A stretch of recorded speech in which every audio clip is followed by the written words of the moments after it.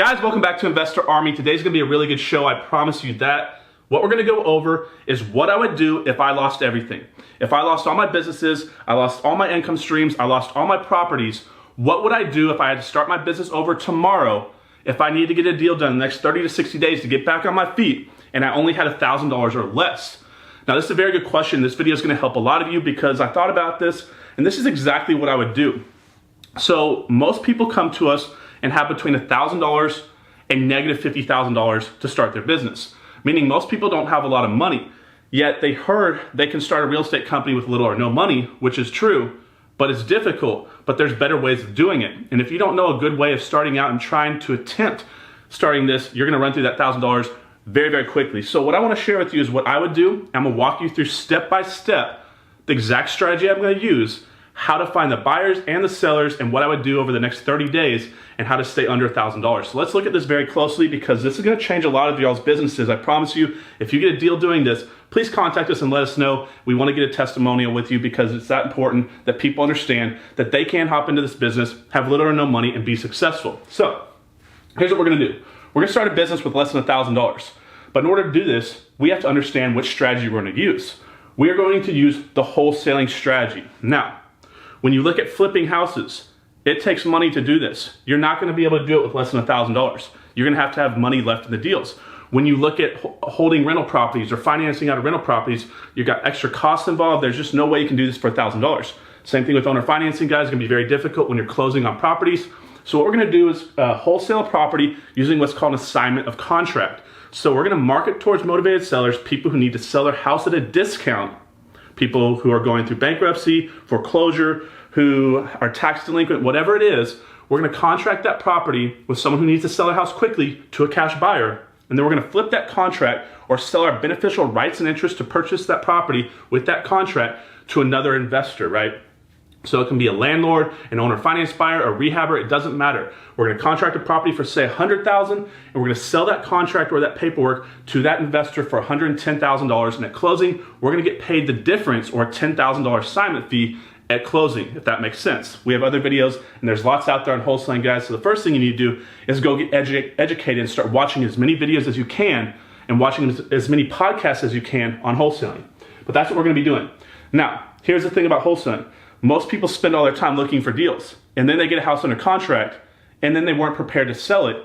And quickly they realize there's two parts to this business. You have to find a house at a discount, but you also have to find a buyer that's gonna buy that property and pay cash and do so quickly. So we have to find both buyers and sellers to make money in the strategy. So what we need to do is we need to make sure that we have $1,000 to start this. We can either make it, save it, borrow it, raise it, however you gotta get it. Go stand on the street corner, panhandle for it. Some of you will. And if you do this, guys, hey, let us know. I wanna hear your story, right? But however you gotta get it, get $1,000. Now what we're gonna do is we're gonna identify the price point to be in. This is gonna be our best opportunity to find a wholesale deal to get the highest spread possible, in my opinion, right? We wanna stay and identify price points under 200 grand. Why do I wanna stay under 200 grand? Because this puts the largest buyer pool, in my opinion, to buy my wholesale deals, because this now opens up for owner finance investors, landlords, and rehabbers. Once you get above 225,000, guys, depending on the price point of your market when it comes to the relationship between the taxes on the properties and the rent rates in that area, it gets harder and harder to make these properties cash flow.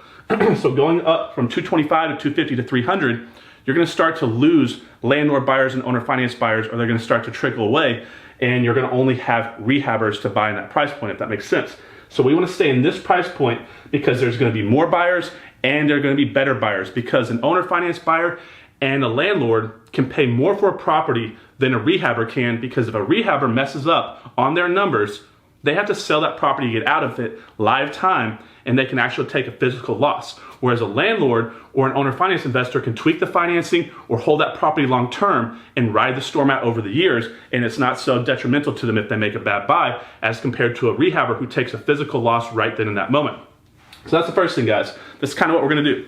Now, start out. We need to have buyers before we find the property, right? So we're gonna build a buyer's list. These are gonna be the same ones we just talked about: owner finance investors, landlords, and rehabbers. Now, how are we gonna find these individuals? So I'm gonna talk about that here in just a second. But the first thing I want you to do, guys, is you need to get a squeeze page or some type of email servicing company. Now you can use Aweber, GetResponse, Constant Contact. Now what we're gonna do with this email servicing company is we're gonna store our emails in this, as well as use a squeeze page to build that email list. So what is a squeeze page, guys? If you go on over to investorarmy.com and you see there's an opt-in form, phone number, email, contact information, these are squeeze pages. We need to have a squeeze page linked to an email list because we're gonna put a link to our squeeze page all over the internet and drive buyer leads directly into that email list so that when we have a house under contract and we send that house out to our buyers list, we can get that information to those buyers, right? So here's what we're gonna do. That's probably gonna cost you about $30 a month, right? So we're gonna start out with 1,000. Then once you get your squeeze page, guys, you're gonna have to get a domain as well. You probably spend about $30, $40, $50 doing this process, depending on which company you go to. Now what we need to do is we need to start posting these links to our squeeze page all over the internet. It doesn't have to be very detailed, guys. It can just say, join our VIP's buyers list. Give a quick breakdown. We have properties at discount for sale in our marketplace. Join our buyers list to get the current list of the deals that we have for sale. That's what we're gonna do. Now we're gonna put these ads all over Craigslist, Facebook, we're gonna put them in buy, sell, trade groups, we're gonna put them on social media, and LinkedIn, we're gonna put them in meetup groups, anywhere and everywhere where we think investors are, we're gonna put that link. And people are gonna start opting in, and you're gonna start building your buyers list so that when you find a house, you can flip that contract to one of those cash buyers. The second thing I want you to do, besides posting these squeeze page links all over the internet, is go straight to Google. Google keyword research, right? So when you type in cats, right? When you type in the word cats into Google, what pops up? Do we get unicorns or hippos to pop up? No, we get cats. Why is that? It's because of keyword research. So what happens is when you type a word into Google, that's usually what's gonna pop up, right? So what would happen if we typed in we buy houses, sell my house fast, I buy houses? You're gonna get these keywords to pop up in your basically search engine, right? And these are gonna be cash buyers in your area, most likely. Some of them will be wholesalers, but a lot of them are gonna be cash buyers. So we're gonna go through, type in sell my house fast, Dallas, we buy houses, Dallas, whichever city you're in, and start contacting these companies over a day or two. We're gonna contact all of them. We're gonna go through all these major keywords, and we're gonna geo-target the keyword, right? For the county, the zip code, the city, the state that we're in, where we're looking for buyers. This is a quick, free way to build your buyers list, guys. These people are out there spending a lot of money trying to get their information public and their brand out there. So just contact and put on your buyers list. The last thing, guys, is I want you to go to meetup groups, and I want you to get business cards. This is not expensive. This should cost you 10 to 20 bucks. But go ahead and put a business card with your squeeze page link on it that basically says you're building your buyers list. You have discounted properties in the marketplace that you want to sell to cash buyers. And I would get there 10, 15 minutes before that meetup starts. I would take a business card and put it on every single seat. Say there's 50 people there. Go ahead and put it out on every single seat before you get there, and put that on there, guys, and they're gonna start opting in. Because if you try to meet these people one by one at the meetup, you're never gonna meet them all. So get there early and put those cards out. Now, that should be enough to get your buyers list going. We have other videos talking about other ways to build your buyers list. I'll put more out going forward, but these are the cheapest, quickest, easiest ways. You're only into this for less than $50 now to start your business, minus some gas traveling around. Now, how are we gonna find a deal? If I had a little bit amount of money and this is all I had, this is what I would do. I would go buy $500 worth of flyers, right? So there's a lot of sites out there. I believe 355copy.com still, you can get flyers like 10,000 for 5 cents a piece or something like that. So what would that be, $500? Guys, go check around. You should be able to get flyers for under 5 cents a piece. So if you get 10,000 flyers, that's a good start, right? So what are we gonna do with these flyers? We're gonna pick 3 areas in our marketplace under 200K. We talked about this before. We wanna find landlord or owner finance buyers. We're gonna start door knocking, or we're gonna start going door to door and doing door to door marketing, right? The reason why I like this strategy is because I don't think a new investor, or why I like the strategy for a new investor who has not a lot of money, is because it's gonna eliminate a lot of competition. If you go after public sources, like you buy a mailing list that everybody else is buying, you're gonna be going in and talking to a homeowner where 3 or 4 other investors have been talking to that individual. They're more credible, they have more of a reputation in the marketplace. They're gonna seem more credible to that seller because they're gonna know more what they're doing. So what you need to do is get away from that competition. So there's public lists that everybody's marketing to. You've all seen this and had this problem running into multiple investors. By going into the neighborhood door to door, you're eliminating the opportunity for a lot of these other investors to find these properties, because there's no list for job transfer, there's no list for assisted living facilities, there's no list for people moving for school start or military transfer, guys. You're gonna find these houses that most likely nobody's at.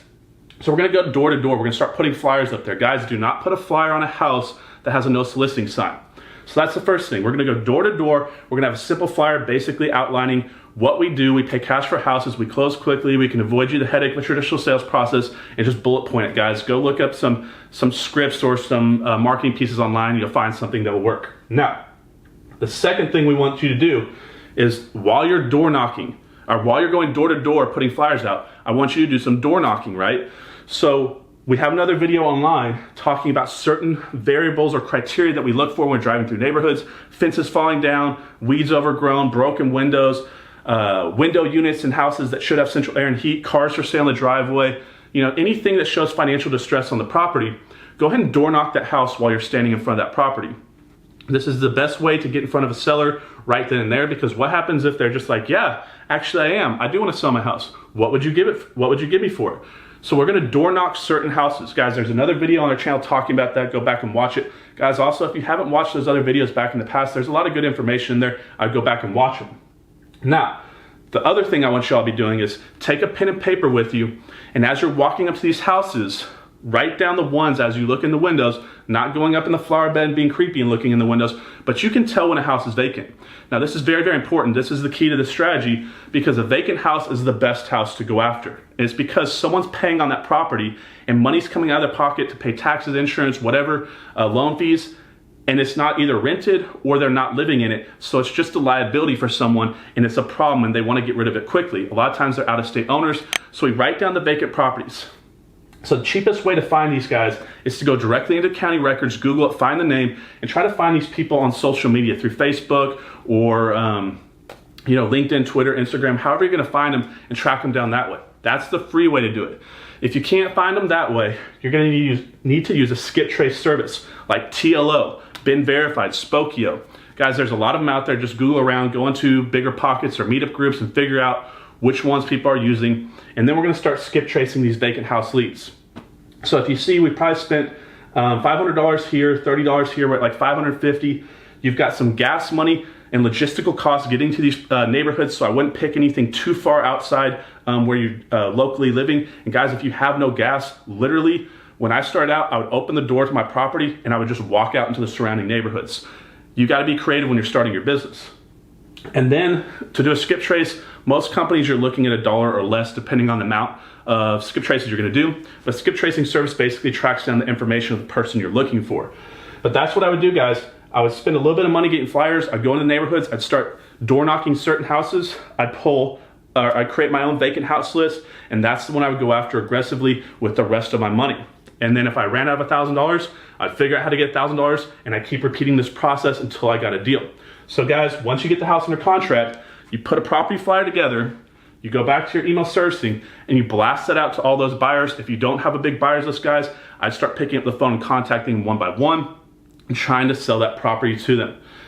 I hope this helps, guys. This is what I would do if I lost everything, had to start over again, and only had $1,000. I'd use a wholesaling strategy. I'd build my buyers list for very cheap, like I showed you up here, and then I'd get into neighborhoods trying to avoid the competition, and I'd go get a deal. I would wholesale that deal for $5,000, $10,000. I'd repeat this process a couple times, and then I would start flipping houses. I'd become bank financeable, and then start working on my passive income, guys. I hope you liked today's video. I'll see you on the next one. Have a good day. If you haven't already done so, subscribe to the channel, guys. It helps the channel grow. If you comment, share, and like the videos, the more engagement we have, the more videos are gonna get pushed out there into the community, and the more videos we're just gonna keep filming for you going forward and helping more people. So guys, I appreciate you. Seriously, we're grateful for you watching the channel. I'll see you on the next one. Have a good day.